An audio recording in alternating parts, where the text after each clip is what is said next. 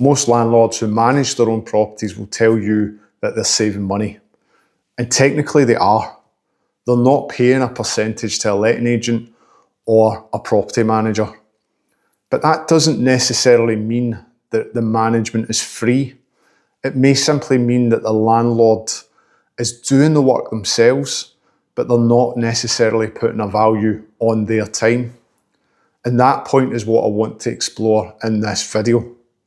Not whether every landlord should use a letting agent, they shouldn't. Some landlords are extremely capable at what they do. They enjoy managing their properties and have built very good systems around it. But there is a question that every self-managing landlord should ask. Are you self-managing because it's the best use of your time, or because it is simply what you have always done? Because those are two very different things. And as a portfolio grows, the answer can change without the landlord noticing. One property becomes 3, becomes 6, becomes 10. And what began as a fairly straightforward investment can slowly become another job. So are you saving a management fee? Or have you simply bought yourself another job? To answer that properly, we first have to understand why so many landlords choose to manage their own properties. Now, there are plenty of legitimate reasons why a landlord would self-manage. The most obvious is saving the management fee. If you can do the work yourself, then why pay somebody else? Other landlords want control. They want to choose the tenant, speak directly to contractors, and know exactly what is happening in that property. Some landlords have had poor experience with an agent. Calls weren't returned, inspections weren't completed properly, repairs took too long, or the landlord felt they were paying a fee whilst still doing half the work. If that has happened to you, I completely understand why you might be reluctant to trust another agent. Other landlords simply believe no one will care about the property as much as they do. And in truth, that concern is not entirely unreasonable. It's your asset, it's your money, and you're the person who carries the long-term risk. There are also landlords who enjoy it. They like speaking to tenants. They have trusted contractors. They understand the regulations. They're organised and have time available. For them, self-management may work perfectly well. But there is another group. They started with one property, managed it themselves, and then continued doing exactly the same thing as the portfolio grew. There was never a deliberate decision to manage 10 properties. They simply never made a new decision.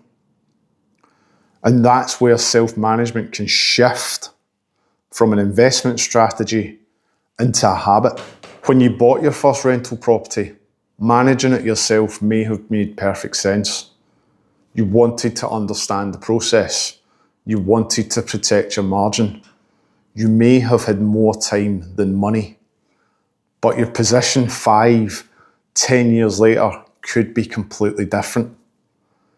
You might now have a larger portfolio, a busier work life, a family, more responsibilities, or investments that produce enough income for you to spend your time elsewhere.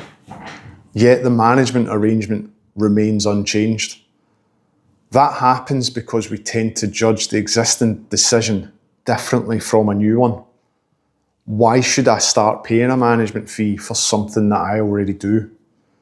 But perhaps the better question is, if you were buying the portfolio today, knowing everything involved, would you personally choose to take on all of its management? That question itself removes the habit from the equation. It makes you assess the decision based on your circumstances now, not on the circumstances you had when you bought property number 1. And to make the assessment properly, you need to look beyond the visible cost. The management fee is easy to see. It appears on the statement every month. That makes it feel expensive.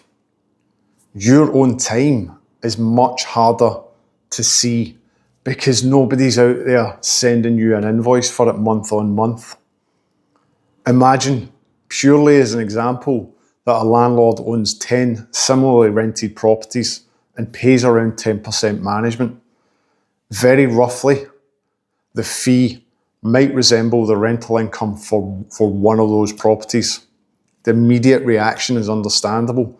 I'm not giving away the income from an entire property. But that's only one side of the exchange. The landlord may be using the income from roughly one property to remove much of the routine management from all 10. The rent chasing, the maintenance calls, the tenant communication, inspections, contractor access, compliance administration, emergency problems, difficult conversations, and the constant background task of keeping track of what needs to happen next. That does not automatically mean the fee represents good value. The quality of the management matters enormously. But it does mean that the comparison should not simply be, do I keep 10% and give it away? The genuine comparison is, what are you paying and what time, responsibility and material load are you removing in return? Because the hours spent completing the tasks are only a part of the cost. The hidden cost of property management is interruption. A repair may only take 15 minutes to arrange, but it rarely arrives during a 15-minute space that you've conveniently left in your day. It arrives when you're working. It arrives when you're with family. It arrives when you're on holiday, or just as you're trying to deal with something more important. A tenant reports the heating has stopped working. A contractor can't gain access. A rent payment hasn't arrived. A certificate is approaching a renewal date.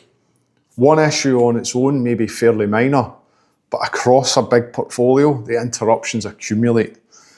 And even when nothing is actively going wrong, the responsibility remains in the background. Have the inspections been booked? Was the repair completed? When does the certificate expire? Did that contractor send that invoice? Has the tenant replied? That's mental load.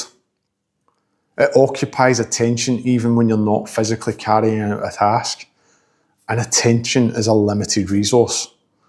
So the real cost is not simply the number of hours entered into a spreadsheet. It's the broken concentration, the responsibility, and the feeling that you never really take a step back from the portfolio. When landlords calculate whether management is worthwhile, they often value their time at 0. But your time is not worth 0. Perhaps those hours could be spent finding the next property, reviewing finance, improving an underperforming asset, building another business, spending time with your family, travelling, or simply having investments that do not require you to be permanently available. For an experienced portfolio landlord, this is where the calculation becomes more interesting. The question is not, can I arrange this repair myself? You probably can. The question is arranging this repair the best possible use of your time? Those are not the same thing. Capability is not the issue. You may also be capable of doing your own bookkeeping, cleaning every property or carrying out basic maintenance tasks.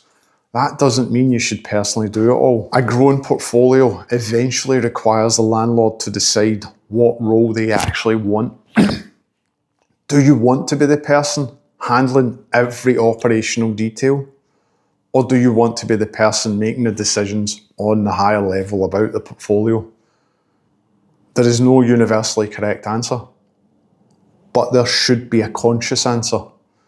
And if you consider using an agent, That creates another important decision. None of this means that you should hand your portfolio to the first letting agent that you find. Delegating to poor management doesn't create freedom. It creates a different set of problems. A managing agent should not merely collect rent and forward emails.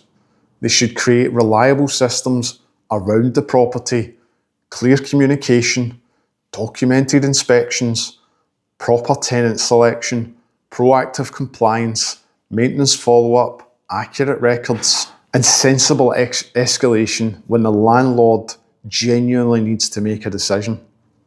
The landlord should remain informed without having to remain involved in every small detail. That is the standard I would assess. If an agent saves you very little time, communicates poorly, or requires you to chase them constantly, it is reasonable to question what you are paying for. The objective is not to surrender control. It is to change how control is exercised. Instead of personally touching every task, you build oversight, reporting, and clear expectations. Good delegation should give you better visibility, not less. So before deciding whether to self-manage or delegate, I would carry out one simple review. For the next month, keep a simple record of everything your properties require from you. Record physical work, calls, messages, repairs, inspections, compliance, rent issues, contractor arrangements, but also record the interruptions. The problems that followed you into the evening, the decisions you had to remember, and the task you postponed because something happened at the property. Then ask yourself 4 simple questions. How much time is the portfolio really taking? Which tasks genuinely require you? What could you do with your time if those tasks were removed? Are you self-managing because it remains the right strategy, or because you have never stopped to reconsider it? You may finish that exercise and decide to continue managing everything yourself, and that's a perfectly valid outcome. But at least it will be a deliberate decision based on the full cost, not simply the visible percentage on a management statement. Because the real cost of self-management is rarely just the money.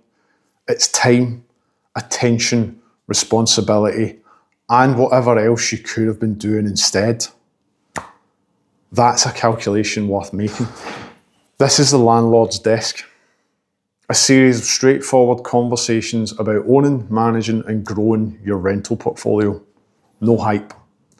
Just practical discussions about the decisions landlords may actually face. If there's a landlord question that you would like me to cover in a future episode, leave it in the comments. Brian McClellan from BE Listed. Appreciate your time. Thank you for watching.